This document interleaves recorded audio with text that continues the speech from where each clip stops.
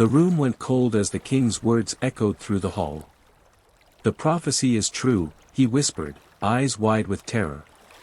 But before anyone could speak, the air was ripped apart by an explosion that shook the very foundations of the castle. Guards scrambled, the ground trembled, and the king fell silent. The last words of the ancient prophecy, words thought to be nothing more than myths, had just become the world's deadliest secret. I never thought much about prophecies.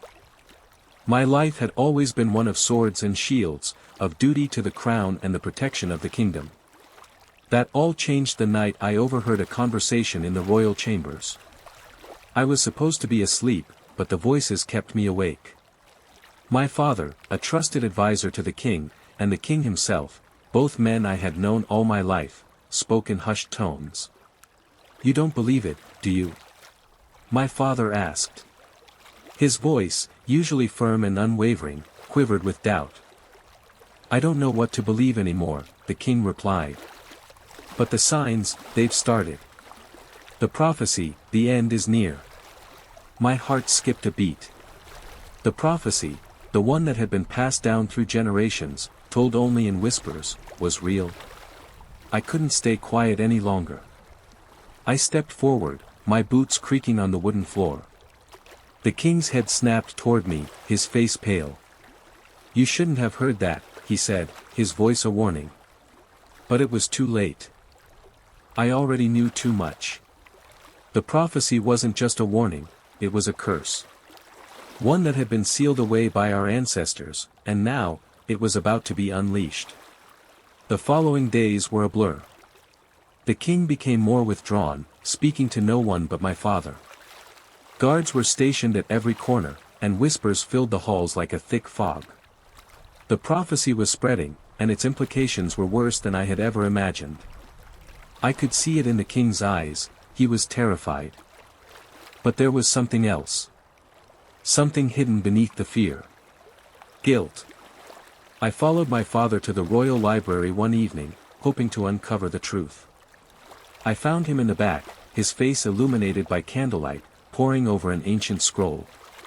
He didn't see me approach, but when I spoke, he didn't flinch. "You know, don't you?" I asked. "What the prophecy says?" He closed the scroll, his hands trembling. "The prophecy says that one day, a king will rise who will bring the kingdom to its knees. He will destroy the very foundation of our world." I felt the weight of his words hit me like a hammer. This wasn't just about power, it was about survival. The king was in danger, but so was the entire realm. The prophecy wasn't just about the fall of one man, it was about the end of everything we had ever known. A week later, the castle was under siege. It wasn't just a battle for the throne, it was a fight for the very future of the kingdom.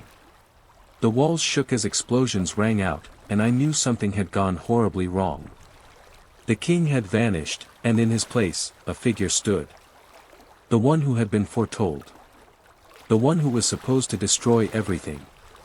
His eyes burned with rage, and his voice, cold and unyielding, echoed through the halls. "The prophecy is mine to fulfill," he declared. "And all who stand in my way will fall." I could barely believe it. The man who had once been our greatest protector had turned into the very monster we had feared. And then, just as quickly as he had appeared, he vanished. But the destruction he left behind would change everything. No one was safe, not even the king. It's been years since that fateful day. The prophecy, once thought to be a myth, has now consumed every corner of the kingdom. Those who still believe in the old ways whisper of a power hidden in the ruins of the castle, a power that could either save us or destroy us all. But there's something no one talks about. The prophecy didn't just tell of a king's fall, it foretold a secret buried deep within the royal bloodline. A secret that could change the course of history. And I am the only one who knows the truth. But I can't share it, not yet. The moment is coming, and when it does, everything will change. The fate of the kingdom, of the prophecy, rests in my hands. But who will I trust when the truth could destroy us all? I didn't sleep that night. The weight of the prophecy crushed me, suffocating every breath I took. I kept hearing the king's words echoing in my mind, "The prophecy is true." They weren't just words. They were a warning, a threat, and a command to act. The next morning, I took my chances and ventured deep into the castle's underground chambers. The forgotten crypts where the ancient kings were buried. I had to know more about the secret the prophecy hinted at, the secret that had been hidden for centuries. The crypts were silent, the air thick with the smell of dust and decay. My lantern flickered in the dark, casting eerie shadows on the walls. I walked deeper, until I reached the old stone altar. There, hidden beneath layers of time, lay an old scroll sealed in wax. I knew what I had to do. I broke the seal. What I uncovered shook me to my core. The prophecy wasn't just about the fall of a king. It was about a bloodline, my bloodline. The kings had hidden it for centuries, but there it was, in black ink: "The true heir shall rise, bearing the mark of the forgotten king, and lead the kingdom into darkness or salvation. Only the one who dares to awaken the lost words will decide." I felt a chill run down my spine. The words didn't just describe anyone. They described me. I couldn't escape it. My entire life had been a lie. I wasn't just a prince in a kingdom, I was the key to the prophecy itself. But if I revealed myself, would I be the one to destroy everything, or the one to save it? I didn't have an answer. But I couldn't go back. News of the king's disappearance spread like wildfire. The kingdom was on the brink of collapse. Rebels rose up, claiming the throne for themselves. The nobles turned against each other, fighting for control of a land that seemed to be dying by the hour. I stayed hidden, pulling strings from the shadows. But every moment felt like a countdown. There was no escaping my role in the prophecy. It wasn't until one fateful night that everything changed. I found myself face to face with the one who had first taken the king's place. The man who believed the prophecy was his to fulfill. "You're the one," he said, his eyes burning with madness. "You've always known. And now, you'll either join me, or you'll die by my hand." I didn't hesitate. I pulled my sword from its sheath, the weight of it heavier than ever before. "You'll never control me," I said, my voice a steady promise. The battle that followed was brutal. But when it ended, only one of us was left standing. I emerged from the crypts, bloodied but unbroken. The prophecy had been fulfilled. But it wasn't in the way anyone had predicted. I was the one who had broken the cycle, not by ruling with power, but by refusing to follow the path that had been set for me. But the cost was high. The kingdom was in ruins. The people were lost. And I would never be the same. The prophecy had promised darkness or salvation. I had chosen neither. And as I walked away from the wreckage of a once great kingdom, I couldn't help but wonder, had I truly changed history, or had history simply used me as a pawn all along? The kingdom had fallen, its once immense walls reduced to rubble.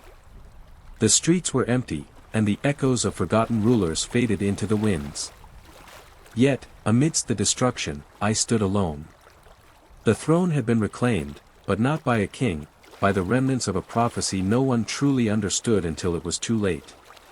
I walked through the ruins, the remnants of the ancient castle looming like a ghost behind me.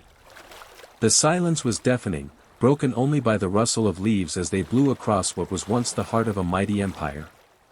But something felt different.